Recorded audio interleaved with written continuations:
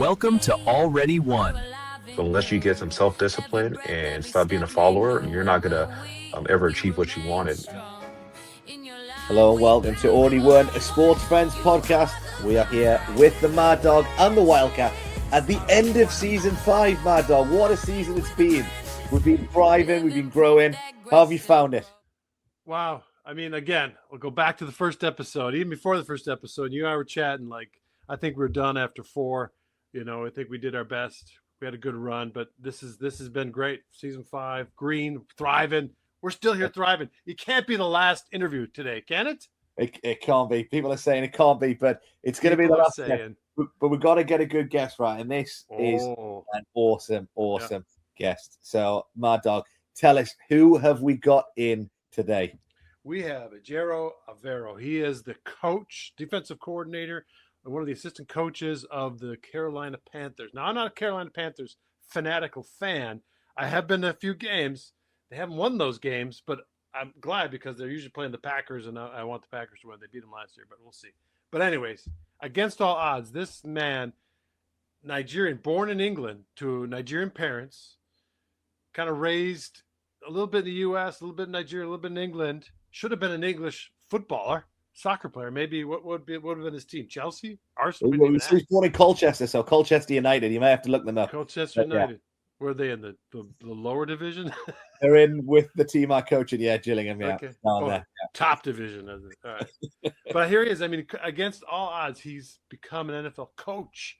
Players, there's plenty of players whose parents were born in Nigeria, came to the U.S. They were born here. A lot of great Nigerian ancestral players, but he's a coach. And it could have been a head coach. There was talk in the offseason. Raiders interviewed him for a head coaching job. He could have taken the interim coaching job at the Broncos. He could one day, what's this called now? After they win the Super Bowl, Panthers this year, giving up for the Packers. I'm making way, putting the Packers aside. The Panthers win. He could become a head coach next year. Just saying it. I'm just saying it. That's big. That's big. Considering for season 1 to 4, we've said some interesting things about the Carolina Panthers. But hey, I've never said anything. It's always been positive for me. But hey, we're thriving, and the Panthers, I tell you what, their defensive record has improved so much. Yes. Well, they did so well last season and stuff. I mean, it was amazing how far they did manage to go. And I think in the future, who knows, next season, let's see. But he's also coached at many different franchises under some amazing head coaches and coaching staff. So it also including the Super Bowl in 2021. So tell us, which franchises has he been a part of? Well, he was undrafted. He played college ball, UC Davis. He was undrafted with the Raiders, but then went into coaching with the Buccaneers. John Gruden, famous coach, losing the wild card game to the Giants, who ended up winning the Super Bowl. I hate the Giants. Every time the Giants win a wild card game, they end up winning the Super Bowl. They beat the Packers when they win the Super Bowl, whatever. He was with Jim Harbaugh at the 49ers. Packers. He was at the Packers. He remembers being in Green Bay. I talked to him. Dom Capers was the defensive guru there. 2020, as he said, Sean McVay and the Rams. 2022 is with the Buccaneers, and then could have been the interim head coach, maybe head coach, but then left. Or Sean Payne came in, and his contract was up and open, and the Panthers swooped in and picked him up, and now he's the defensive coordinator with the Carolina Panthers. People. There we go. Keep pounding. Tell you what a journey. So, I mean, we're going to have to ask him a little bit about that. Obviously, I think we actually spoke at an event in Charlotte where he spoke about the importance of a coach over his life and the impact that, coach has really had on him. And of course, he's now in a position where he's impacted many players. So looking forward to this, Mad Dog. Can't wait for some of these questions to get some coaching gold. This is from the very highest level in the world of sports. And so we're privileged and honored to have this guest come in today. So looking forward to it, Mad Dog. Should we get him in? Let's bring him in, shall we? All right, guys, please welcome to the podcast a very special guest. We have Ejiro Evero. Ejiro, welcome to Already Won. Oh, thanks for having me, guys. Good to see you again. I know we had you at our sports friends meeting. I heard your story. Ben heard about it, and now he wants to meet you. So Ben prefers these podcasts so he can learn from the source people. This is like his education, his master's, his doctorate. So this is the new age way of learning, right? So let's do it. Yeah. Your story is going to inspire. We heard so much about how much coaches have affected you in your life and impacted you. And of course, we train coaches all over. One of the countries, obviously, in Nigeria and all over the world. So we're looking forward to hearing your story and lots of wisdom to pass on to coaches for sure. Yeah, for sure. So your upbringing, you were born in Colchester in England, Yeah. Mm-hmm. moved to the US, but Mm-hmm. then came back to Nigeria and then back to the US. So give us Yes. a little not full into your youth yet, because Ben will ask that question, but just kind of your initial early years. Yeah. So I have four siblings, and I'm the second of four. My older brother and I were both born in Colchester, England. And so, how that kind of came about was my dad is a Nigerian descent, and so is my mom. And my dad went to England, went to Essex University in Colchester for college, and so took the whole family there, and we lived there for a couple of years, and I lived there for about half a year, but my dad had been there a couple of years, and then he actually got done with school um, before I was born, and he was on track to go to the U.S. to go to UGA in Athens, to University of Georgia, I should say, in Athens, to do his start on his PhD, and so. I was supposed to be born somewhere in the middle of December, and my dad was done with school. He starts his new courses at the beginning of January. He's waiting for me to come before he flies out to the U.S.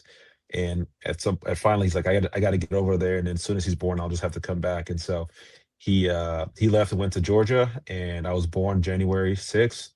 And then yeah, so that's kind of how that went about. And we stayed there for a little bit longer, and then when I was about 8 months old, we moved over to the U.S. My mom and my brother, and we were in Athens for 4 years. And then my sister was born in Athens, my little sister Reva, and then we moved back to the U.S. to really just it was supposed to be a temporary time just to for my little brother Nero to be born, and so we went back to Nigeria for the birth, and there were some complications. He was born, but my mom passed away with the pregnancy and with the delivery. And so that's shortly after that we moved back to the U.S. We moved back to California, and Southern California. That's where I spent the majority of my youth in Southern Cal. Wow, quite a story to begin with. So tell us a little bit about your formative experiences then, obviously with your impact of your dad and then your early coaches. Tell us a little bit about, what was that like growing up? We moved to Southern California, and it's my dad, and he's got four kids, and we're right outside of LA in a town called Rancho Cucamonga. But it's a Nigerian man with doesn't know anybody there. He's got four kids, and he's trying to make it work. He's obviously trying to raise us the right way, um, in terms of our relationship with the Lord, with in terms of our relationship, our excuse me, our education in school, and all of that stuff. And so, and he grew up playing sports. He grew up swimming and playing soccer, and so he wanted sports to be a part of our lives as well. And so, um, I kind of got into my initial introduction to sports was my older brother wanted to play football, and I was not really into it, but just kind of, my dad's trying to juggle four kids, so he's like, "Well, you two, because you're so close in age, whatever Ige does, my older brother, you're gonna have to do that as well."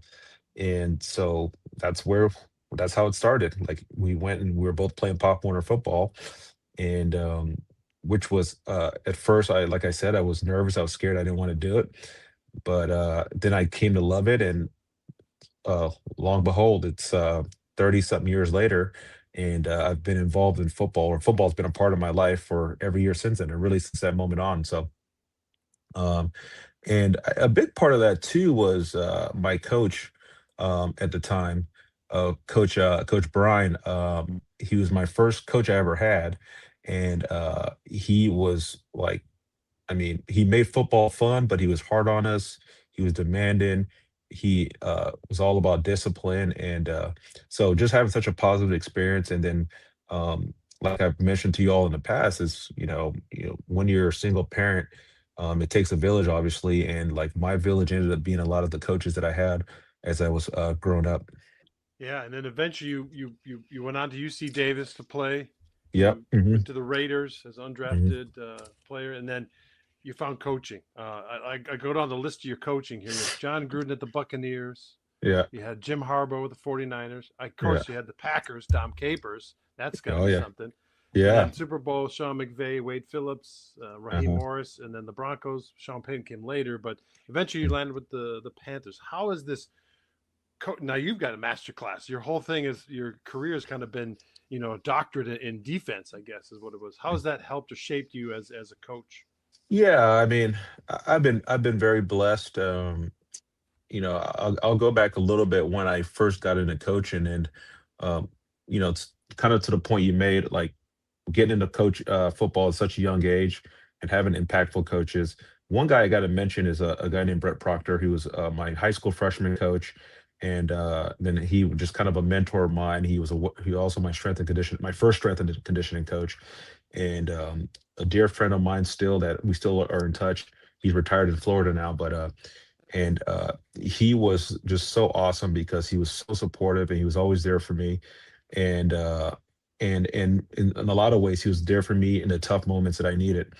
And I had a spell in high school when I was kind of not doing the right things, nothing egregious, but I wasn't doing the right things, not heading down the right road.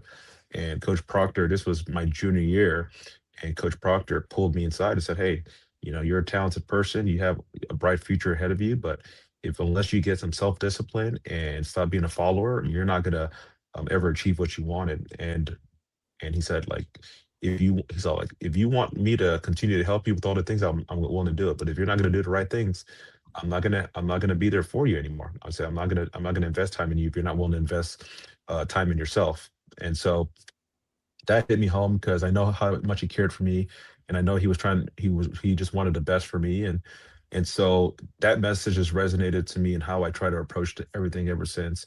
Not to say that I'm perfect, but and it was cool that he always held me accountable for that. And and then I had a coach in college, a coach named my head coach Bob Biggs was fantastic as well. He recruited me and brought me there and believed in me, and and again, this is I went to college to UC Davis, 400 miles away. It's a 6 hour drive away from my home. And so like having coaches like Coach Biggs, my head coach, and my defensive coordinator Lou Bronson, that were like father figures that were there to give me guidance when I wasn't close to home, and still learning a lot of the cool things that football entails, like discipline and toughness and all those things. And Coach Bronson, I want to mention specifically because he always talked to me about the process. Um, like obviously we all want great outcomes, but like, and specific to football, everybody can wants to do well on Saturday or Sunday, depending on when you play. But like, who's willing to be consistent Monday through Saturday and do all the things that are necessary to prepare yourself to be at your best self when Sunday shows up? And no different than in the off season too, and like having like not only the good lifestyle but the work ethic and the discipline to do things consistently. And when your process is in alignment with success, then the results that you want are going to happen more often than not on those critical moments. And so having all these influences is like, when you talk about a master class and like coaching, like I felt like I had that even before I got to the NFL with some of these great mentors that I had. And then you go into the pros and you're around so many great coaches. And like my impression of pro football before I got there was like it wasn't even I wasn't thinking, like, I thought it was going to be radically different, I guess the best way to say it, than like the approach to coaching when I was in high school and in college, because I was lucky enough in both places was at, that the coaches I had were cared very much about the people and like developing the person, not just developing the player. And what I come to realize is that all great coaches are about that, because one, it's, even at our level, as at the end of the day, we know that we have to perform. And if we don't perform, players and coaches, they move on. But at the end of the day, it's like you can't expect great performance, players or coaches. How can you be at your best if your life is not in order, right? If you're not doing the right things day in and day out, it's hard to be at your best on Sunday. And so the same things that I've been hearing since day one, like the coaches here preach to our players, like, hey, let's try to make sure our lifestyle is in alignment with what we're trying to accomplish on the field. Because if you're out partying and doing all these things, and then you're not getting your rest, you're not, you're distracted because you have so many off the field things going on. How can you perform well on the in the arena of football? And so, and I've always taken that to heart. I truly believe that, and so that's why I think, raising the human and really investing in people and is the way to go, because that leads to ultimately the best success on the field. So good. All great coaches develop the person as well as the player. Really, really good. He's Yeah, taking notes for the exam. it's so good, so true. We've had some really good coaches in the NBA who like come in and said the exact same thing as well. So yeah, so important to have that. Now, I know you probably learned so many different lessons on your coaching journey from other coaches. A lot of our coaches struggle with like a life balance. You're in a very high performance, environment. A lot of our coaches are kind of they're busy, they have a family, they have like a job commitments, and they're still coaching. So I just wonder, how do you find to get a balance, and what kind of lessons have you kind of learned along the way? I know you get up very early in the morning, crazy o'clock in the morning, right? I heard. Yeah, I try to work out, because again, I feel like if I'm in good shape and I'm healthy and fit, I'm my best when I'm trying to do my job. So yeah, I'm up some, and I give myself some grace on off season and weekends, but typically I'm up around 5 o'clock. Mhm. Yeah. And then how do you get that balance then, like in your coaching career? That how have you managed to navigate your family and just generally balancing, everything as a coach? Yeah, so I try to think of my life, the things that I need to do and feel and accomplish in my life in three phases. And I always try to keep it the priority that way. Not, again, I'm not perfect, but this is what I try to do. Is one, it's my faith and my spirituality and my relationship with the Lord. Two, it's my family, and then three is my profession. And so now, like, that is the hierarchy. And it's like it's hard to say that you can invest time accordingly. If I was going to be honest, I would probably say that the majority of my time goes to coaching, and then it's family, and then my spirituality. But like, I try to have that alignment in terms of like when I make decisions. And so, like, one, I try to be faith based. I try to as much as possible, always working on my relationship with Lord, because I feel like when I'm enriched that way, it helps me in so many avenues of my life, and it allows me to be better at being with taking care of my family, and being the husband and father that I need to be. And then the same thing with my job. And so, and I think just having that foundation for decision making helps me do things. And then I started dating my wife, Natalie. See, I was 30, this was 2015. So I was 34 at the time when we started dating. And, before that, I dated a couple of girls that, it just didn't work out, because the lifestyle was just like, it's hard to fathom, as for most normal people and women, to fathom the investment into the job and how much you're gone and all that stuff. And so I I did a better job with her of like explaining like, hey, this is kind of what we're getting into. And I can't promise that I'm gonna be there, um, be at home all the time, or gonna be at every holiday. There's gonna be things like this profession entails, like there's gonna be life events that I won't be able to be a part of. But I promise, as I will do my best to, when I am there, I will be present and completely available to you and the kids. And so that's what I try to do. It's you know, uh, my best friend, and his name is Nathaniel Hackett, and his father was a longtime NFL coach, Coach Joe Montana back in the day. He was a quarterbacks coach, former offensive coordinator, and then had a long history as a head coach and an offensive coordinator in NFL and college.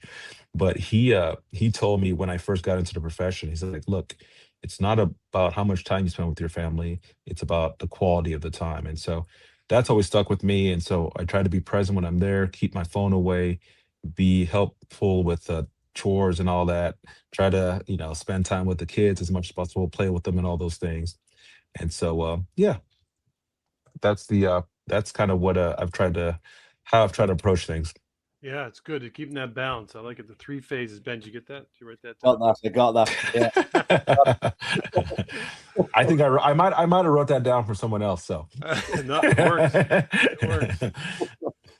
So, what does servant leadership look like for you? I know you've said you've had coaches model it, you've had your father model it, you've had other people model it, pastors, leaders in the church. So, what does it look like for you, and how does that influence the way you lead players on and off the field? I truly believe that the greatest form of leadership is like it's not, hey, I can tell you what to do and get you to follow. It's being willing to um, whatever you are expecting of people, being willing to make those same sacrifices yourself. And so that's what I try to. That's how I try to approach things. One big way I try to do that with my players is just being accountable. Um, you know, we coach hard. We're demanding of the players. We ask a lot of them in terms of the difficulty of their assignments and all of those things. And it's not going to always be a perfect game, but there are going to be times that guys don't do what they're supposed to do, and it's my job to instruct and to teach. And part of teaching is making corrections. But also part of it too is like, hey, when I fall short of my you know my expectations, or if I make a mistake, then I have to be accountable as well. And so our current head coach, Dave Canales, he does a great thing that I love is like after every game on Sunday, we call it Tell the Truth Monday. And that's when we go in there, and the mindset for organizationally is that we are going to all go in there, and whether we win or lose, it's not so much as understanding again back to the process of how can we continue to improve. And improve means that, hey, the things that we do well, we celebrate. The areas that we need to be better, we have to talk about it. We have to address it, acknowledge what the issue is, have a solution, and be ready to move forward. And so that's what I try to do. I try to be accountable. I try to have understanding of the people, not just the players, but the coaches. Like, what are they going through? Like, I'm very lucky that as I came up in the ranks, I've done the jobs of the quality control coaches, which are kind of the low level coaches that do a lot of the grunt work, the position coaches that coach the specific positions. So having some empathy and understanding for what all those people are going to and how everybody's roles are um, different, and how there's certain pressure points for every person in an organization, and having compassion for the difficulty of those pressure points. And so I think that's what I try to do. Like it. Tell the truth Monday. I think we can I love implement that. Alex, what do you think? You may be in trouble. Well, that shows, the culture you're trying to create of like, speaking the truth and improving, and having an environment where you're actually looking at that and being honest with each other, and that's a huge thing to do. So yeah, yeah, and it requires vulnerability too, because like we're in a business that's very macho and and competitive, and it's the stakes are very high, and we that's the reason that we're always relocating, because we're getting fired and rehired and all this stuff. And so, but my point is that it gets difficult for people at times, I think, to admit fault because they're afraid that it shows weakness. And going back to servant leadership is like, hey, sometimes the greatest strength is showing that you're not afraid of your weaknesses. You're willing to find a way to attack them and get stronger. really good. Vulnerability is strength. So good. Now, I've heard you talk about kind of what you look for in a player. You look for character, and I think you've said before, like physicality, right? So, how do you develop characters and players then beyond just football? You mentioned you want to develop, good people as well as good players. So, how do you grow that character in players on and off the field? Yeah, I think it starts with the relationship first of all, because especially in our business, it's the, things change so fast, and like you can have a player for a year and then they're out, or you're out, and then you could have them for a couple weeks sometimes, and so things are always constantly moving. And so I think the first way to develop to try to achieve the character you want is to get to know somebody, because until you build trust, it's hard to try to push the envelope on people. And so I try to develop trust and develop those relationships, get to know people, get to know their story, understand where they're coming from, and then you can offer your wisdom and input and experiences to them. And so, and a lot of these teams now too, or and our program is no different. Is that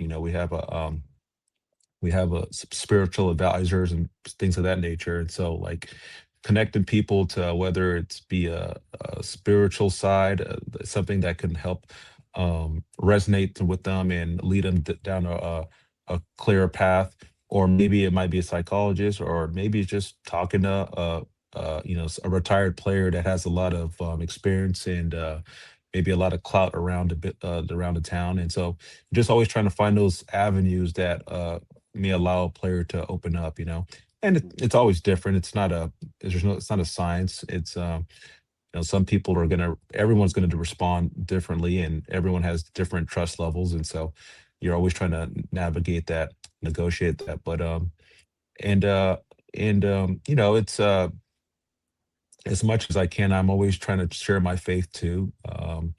Obviously not everybody's receptive to that, and that's not the avenue for everybody, but um, at least it could be the example for me of like, hey, this is the Lord has really made some miracles happen in my life, and I'm so blessed for that. And He's given me so much strength that I didn't even know I had inside of me. And so, and even if that is not something that you can put your arms around, at least knowing that, hey, going out there and searching for something that is bigger than everything that we're doing that can help us get to where we want to go.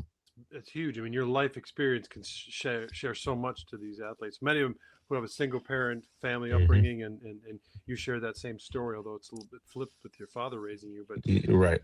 So the final question: what advice would you give to anyone? A lot of our audience is coaches, players leading, players that have become coaches that are leading our ministry around the world. What advice would you give them if they're looking to strive in a highly competitive environment, whether in sports, school, or in any job? What kind of advice? I always tell people to be true to themselves. You don't ever have to be anybody other than who you are. And when I first got in the profession, to your point, you were talking about guys like John Gruden, and I was around so many great coaches, and the naive part, or the probably more the insecure part of me was like, oh, I need to try to be like that to be a good coach, and you don't. I think being a good coach is about relationships, it's about competence, and it's about character, and those are the three things that I think makes a great coach. Do you care about your players? Are you willing to pour into them? Do you understand how their job, and how to teach their responsibilities, and how you could help them get better from a schematic standpoint? And are you of high character? Because more often than not, your players are going to embody the character that their coaches display. And it's like, and everything that we want our players to be, that we should exemplify that. Uh, and so that would be my number one feedback to anybody that wants to get into coaching, is like, hey, just be yourself. And if you don't care about the players, then it's going to be hard to do the job. There's so many different styles of coaches, yellers and screamers, guys that are more quiet and reserved. And I've seen all different types of flavors have success. And so, and the last thing I'll say to that too is a lot of times success can be measured not so much in wins and losses, but like what we can accomplish with some of these people. And so, yeah. Great. Well, we appreciate it. We know you got to get through the traffic of Charlotte, and it's never an easy thing. So, always ready for round two, right, Ben? There you go. That was awesome. So good. Yeah. Appreciate it. Thank you so much for your time. Yep. All right. Mad on. What an episode. How many books did you fill out this interview? I tell you what, jam packed. Yeah, so much in there. You think about, so many different bits and nuggets that he said around, developing great players as well as great people as well as great players. But the thing that stood out to me was interesting. He talked about his first ever coach, right? That's so important. Who your first coach is. If you're someone's first ever coach, he said his first ever coach was fun, but also was talking about discipline, right? And then he talked about his high school coach. So his first coach and his high school coach also was about self-discipline and accountability. And now he's working at the highest level. He's won the Super Bowl with the Rams, right? And he's now at the Panthers, and he's doing exactly that. he's talking about self-discipline, accountability. And I think that's why he's so well respected by so many in the game, with other head coaches, but also the players as well. So not surprised to see him where he's at and thriving, right, in his role. Yeah, I mean, it's a lifelong process, right? We always say this, God uses these small things. So whether you've lost your job at a McDonald's, or you've lost your starting position to a new young kid that's coming up, God uses that if you allow him to teach you and train you. So his whole life has been a training field to this very day. It's inspiring. Yeah, but he talked about the process. I did like that, about the process. You've got to be willing to be consistent. We see the games, I watch the, NFL games, right? You don't see what goes on, the process, all those things, right? And in that process, he's talking about character. He's talking about, trying to get people to have spiritual advisors. He's talking about making sure he, does things properly, the right way, right? And I think that's such an important thing. And he said one thing which is really interesting. Your life needs to be in order. He's working with people who are on multi-million-pound contracts, but yet he's saying your life needs to be in order. And he lives by example. And phases. There you go, 3 phases. It. Phase 1, faith, family, profession, in that order. So yeah, that order. I mean, you could tell he lives it out, right? Yeah, I mean, it's just meeting him at the first time when he came to our Sports Friends function, it was inspiring. Again, he took the time to talk to anyone who came up to him, and then when on the stage, he was just composed and very relaxed, but willing to share. He's not hiding anything; he's transparent, right? And he said this just now. He said part of teaching is making corrections. So part of the whole process is changing something that doesn't work or shouldn't work, or needs to be adjusted. So. Yeah, no, so good. And be true to who you are. One of my first ever pastors said, be you to the glory of God. Yeah, I did receive quite a bit about the quality over quantity with your wife and kids as well. I was receiving that as well. But also just the fact that he wants to share his faith. It's not always everyone's flavor, he said, but he tries to do that sensitively, even in a professional environment. And God's given him the strength he said he needs at the right time. He didn't realize he had that strength. And, if you look back, that at his playing career, I don't know if he would say, wow, has he had those opportunities as a coach, but he has, and God's given him the strength, and he's going from strength to strength and go to new levels as well. So trust the process, Mad Dog. Trust the process. Oh, it's in process, and there's a lot of trust to be made available. Trust is a must. Well, he said everyone has different levels of trust, right? Yeah. So different levels of trust. That's inspiring to hear. So coaches out there, I'm sure there was something for you to take away. Vulnerability is a strength, and Carl and I are going to implement Tell the Truth Mondays. So looking forward to that. Let's do it. Anyone who's watching from the Sports Friends staff, you know where you got it from. I don't know how many there'll be, but we got it. Tell the Truth Mondays. We're scrapping everything. It's called Tell the Truth. Oh, love it. Well, that's how you grow. We're talking about how to grow, right? We've talked about the whole of season 5. How do you grow? Tell the truth, right? Be honest, be vulnerable, be willing to share with others. And like you said, those corrections, and you'll see growth and you'll be able to thrive. So so much stuff, Mad Dog, so much stuff. But hey, what are people got to do? They're just so inspired right now, but what are they got to do? Well, if you have any Panther fans in your family and your friendships, tell them. Tell the friends of friends. Tell the Packers fans too. Tell the Buccaneers fans. Tell anyone who's going to the Super Bowl this year. We've already won. Keep pounding. Hey, Mad Dog, come back. Hey, back. We ain't done yet. What? Not done. We're not done. People think this is the end of season 5. I thought this was the end. We said this is the last guest. This is the last guest, but not the last episode. Oh, we got one more? One more recap. Oh, recap. I love a good recap. Where are we going for this recap? Where are we going to go? Where are we going to go? That's the question. Where do you think we're going to go? I tell you what, keep it a secret, but all of the notes that you've taken, they're going to be shared next week. All of the wisdom that we've learned, we've gleaned. Last guest has been here today. Recap next week, Mad Dog. You've told everyone, well done, and I have to tell my friends, tell my parents, and tell my parents' friends that we're going to thrive, and we're going to recap next week. We're going to thrive and recapping. Not kneecapping, recap. We thrive. Already won. Our mission is to help you thrive. Every Tuesday, join our hosts and guests. Discover how you're already positioned